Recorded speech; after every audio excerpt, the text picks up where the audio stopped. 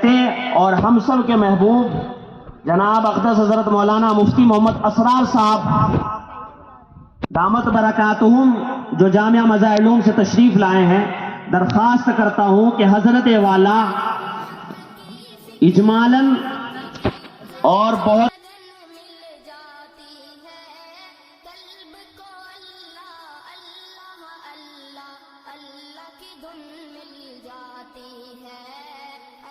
جناب مفتی محمد اسرار صاحب سامعین کو قرآن اور حدیث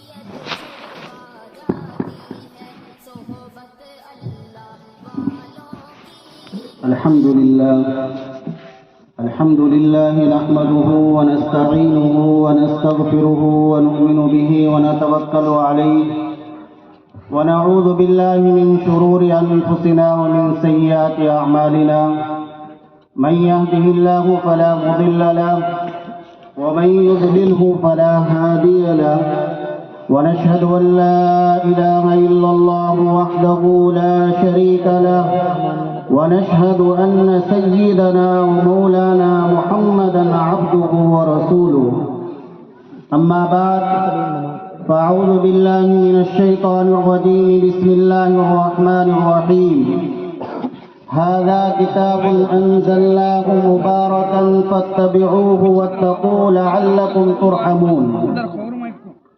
وعن عمر بن الخطاب رضي الله تعالى عنه قال: أما إن نبيكم صلى الله عليه وسلم قال: إن الله يرفع بهذا الكتاب أقواما ويضع به آخرين. رواه مسلم. محترم بزرگوں اور بھائیوں، آج کی جو یہ مجلس ہے قرآن کریم کی نسبت سے ہے اور اصلاح معاشرہ کے تعلق سے ہے.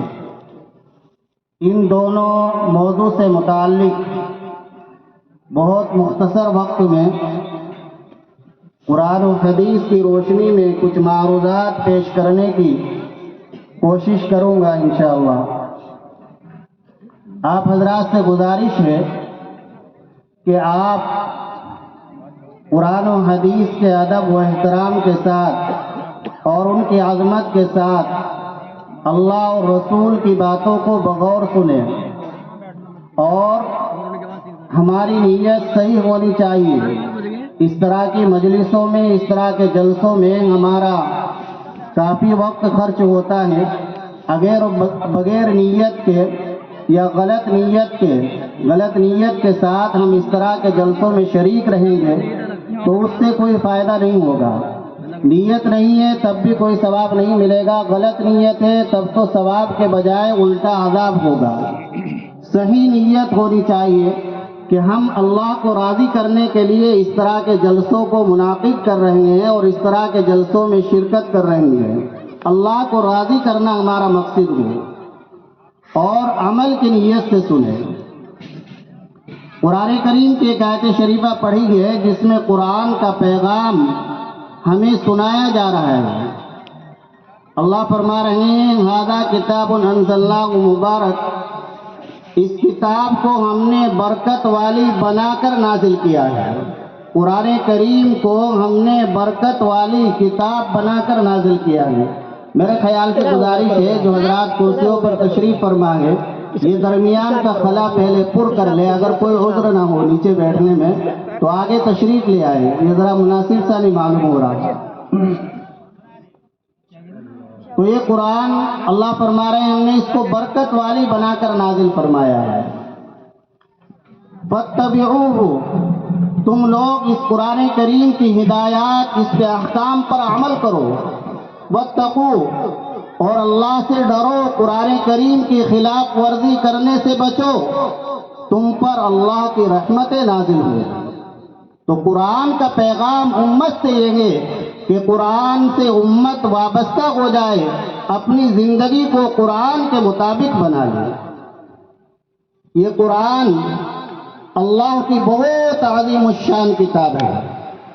حضرت عمر ابن خطاب رضی اللہ عنہ جامعہ فرماتے مظاہر ہیں سہارنپور نے اما ان نبیکم صلی اللہ ان کے علیہ وقت کی وسلم بہت قال تنگی ہے اور قلت ہے، سنو، لیکن حضرت والا نے تمہارے بہت نبی ہی صلی اللہ علیہ اجمالاً وسلم نے لیکن فرمایا ان مدلل اللہ بات بیان یرفع فرمائی ہے۔ بهذا اللہ الكتاب تعالیٰ ہم سب کو اقواما، ان باتوں پر عمل اللہ کی توفیق عطا تعالی اس فرمائے۔ کتاب کے ذریعے بہت سے لوگوں کو عزتیں اور بلندی عطا فرماتے ہیں۔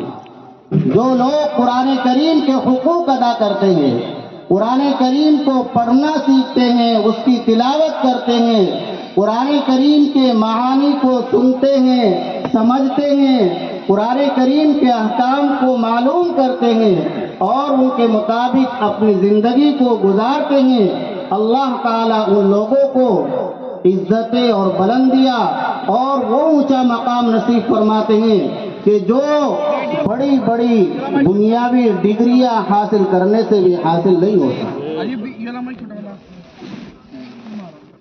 حضرت امیر المومنین عمر فاروق رضی اللہ عنہ جو اس حدیث کے راوی ہیں، انہوں نے اپنے دور خلافت میں مکہ مکرمہ کا حاکم حضرت نفع ابن الحارث کو بنایا تھا۔ حضرت امیر المومنین عمر فاروق رضی اللہ عنہ کی عادت شریفہ تھی کہ اپنے حاکموں کے گورنروں کا جائزہ لیا کرتے تھے اور ان سے نظام کے متعلق معلوم فرمایا کرتے تھے کہ کیسا نظام چل رہا ہے۔ تو ایک مرتبہ حضرت نفع ابن الحارث سے معلوم کیا کہ آپ نے مکہ مکرمہ کے جنگلات کا حاکم اور ذمہ دار کس کو بنا رکھا ہے؟ انہوں نے فرمایا کہ ابن ابزا کو۔ معلوم کیا ابن ابزا کون ہے؟ حضرت نفع ابن الحارث نے عرض کیا کہ ابن ابزا ہمارا ایک غلام ہے، لیکن قرآن کریم اچھا پڑھتا ہے، قرآن کریم کا علم اس کے پاس ہے، اس لیے ہم نے اسے حاکم بنایا ہے۔ تو حضرت عمر فاروق رضی اللہ عنہ نے فرمایا صدق رسول اللہ صلی اللہ علیہ وسلم ان اللہ یرفع